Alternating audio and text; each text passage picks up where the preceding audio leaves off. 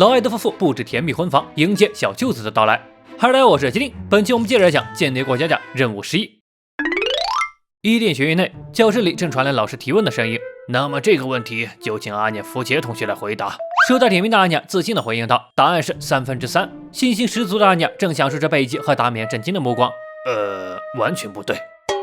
看样子父母两人的培训并没有起多大的作用。而与此同时，街边上一家咖啡厅里，老艾德正和美女上司汇报着任务进度。上司问道：“阿涅最近的学习成绩如何？”组织的预期是要在2个月内达到8星，成为特等生。老艾德尴尬地表示：“应该是没问题的吧？”实际心里很清楚，能不能得8星不好说，但芭蕾倒是挺有希望的。这时，上司提醒道：“最近敌方的管制越来越严了，今天早上才有情报提供者在市政府被抓走了，说不定伊甸学院里也有监视的眼睛呢。这个国家的反间谍机构可是相当不好对付的。”没错，今天一大早，国家保安局就派人来到了市政府，以涉嫌从事间谍活动为由，将一名政府官员给逮捕了。就算是市政府里的官员都吓得不敢吱声，眼睁睁看着平日里一块工作的同事被带走。同样在市政府上班的约尔自然是第一时间听说了这事儿，听同事说那人貌似在向间谍倒卖政府的文件，这种坏人的确应该抓去坐牢。这时，那讨人厌的同事卡米拉突然说道：“她男朋友佐格尔碰到约尔弟弟了，听说结婚的事连弟弟都没告诉吗？”约尔这才想起来，好像忙着忙着就给忘了。这几天为阿娘入学的事忙得头都晕了，本来为了让弟弟安心的结婚仪式，竟然都忘了告诉他。说到约尔弟弟，刚和男朋友分手的同事就问起：“约尔弟弟是个帅哥吗？”约尔笑着拿出了他和弟弟的照片，姐娘的颜值的确是没话说。不过一想到结婚仪式竟然忘了告诉他，约尔就有一种不祥的预感。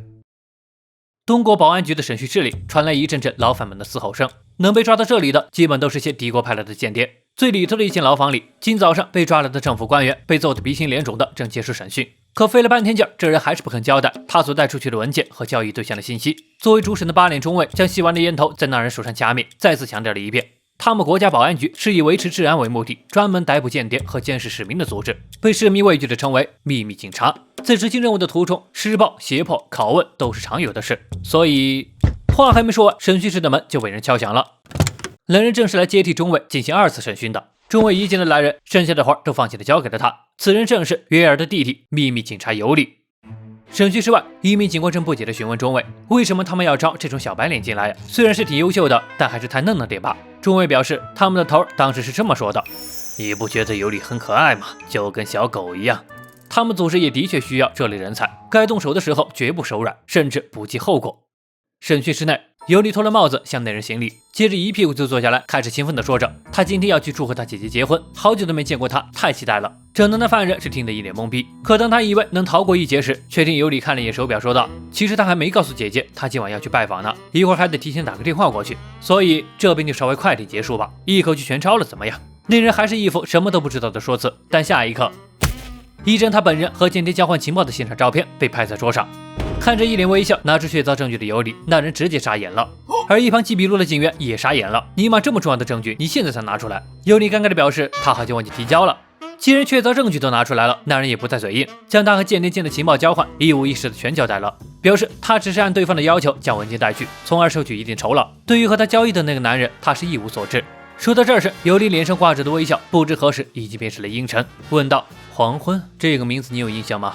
那个西国的王牌间谍是让整个国家陷入混乱的罪魁祸首，也是他们保安局的天敌。”那人根本没听过这名字，并表示他只是外流了几张破纸，想捞点钱玩女人而已，并没有恶意啊。可话音一落，就见尤里的眼神变得可怕了起来，一边说着一边站起了身。在保安局工作这事儿，他其实是瞒着姐姐的，不想让她担心，也不想让她知道自己在干这样的肮脏事。说着就一把将那人的脑袋狠狠摁在了桌上。你的行为已经构成了叛国罪，因为你眼里的破纸可能会导致我国民众面临生命危险。为了守护姐姐所在的这个国家，就算是赴汤蹈火，我也在所不惜。回到阿娘一边，阿娘正坐在电视跟前，看着每晚最爱的间谍动画。剧情正来到王牌间谍邦德曼遭到严刑拷打，但仍旧不出卖同伴的激情时刻，让一旁的老艾德很想吐槽，要是能把这股专注劲用在学习上多好。刚这么想着，就听见动画里的邦德曼只剩2发子弹而发愁。突然间，阿娘回头问到老艾德，邦德曼的手枪里一共有几发子弹呢？老艾德回应道，好像是8发，那残弹数就是2/8。阿娘语出惊人，让老艾德大为震惊，不仅答对了，竟然还懂得残弹数这种词汇。看样子用阿娘喜欢的动画来举例，更容易让他理解呢。就在这时，门口传来急促的开门声，原来是约尔回来了。一进门就慌慌张张的大喊着，不好了不好了，他弟弟尤里刚打电话来告诉他，一会儿要过来探访他。他们家唯一的亲戚小舅子的突然杀到，让老艾的心头一紧。但随后便安抚好慌张的月儿，让他放心吧。为了这一刻，他可是做好了全套的准备呢。当当 ，Love 图案的夫妻牙刷杯，毫无 PS 痕迹的甜蜜夫妻照，还有充满爱意的爱情床套。别说是小舅子，就连此刻的两人看着对方都有点不好意思了。阿娘再补上一刀，父亲和母亲又在卿卿我我。等待的时间总是漫长的，阿娘已经困得不行了。虽然很想迎接舅舅的到来，但还是不争气的倒在沙发上睡着了。月儿望着窗外解释道：“尤里应该是加班了吧？”老艾的将阿娘抱回了房间，殊不知公寓楼外小舅子尤里已经到了。抱着一大束花的尤里确实如月儿所想，因为对犯人追究过头，结果加班得很晚。不过一想到马上就要见到姐姐了，他还是开心到蹦跶了起来。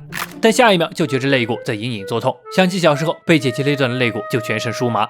不过姐姐她为何都结婚1年了都没告诉我呢？难道是没办法介绍给我认识的大坏蛋？这么一想就解释得通了，他必须将一切威胁姐姐的存在与这个国家抹除，即便是姐夫也不行。若真是个大坏蛋，他会立刻将其扔进牢里。不，冷静的尤里，绝不能让姐姐知道我秘密警察的身份。而此刻在屋内，同样是为了工作和幸福，隐瞒身份的黄昏根本想不到，这即将到来的小舅子竟然是将他视为天敌的秘密警察。门铃声终于敲响。嗨，初次见面，我是月儿的弟弟尤里。老艾的夫妇挂着早已准备好的笑容，热情欢迎这小舅子的到来。这里的每一个人都有不为人知的一面，戴上笑容的面具隐藏着本性，妄图维持这一刻的太平。但这么一个专抓间谍的小舅子和王牌间谍以及杀手公主之间，真的能用谎言支撑几只脆弱的关系吗？好了，到这里就是间谍过家家任务11的全部内容了。下期预告，应小舅子的要求，夫妻俩现场亲一个。那么喜欢本期视频的，别忘了关注和订阅哦。我是麒麟，我们下期再见。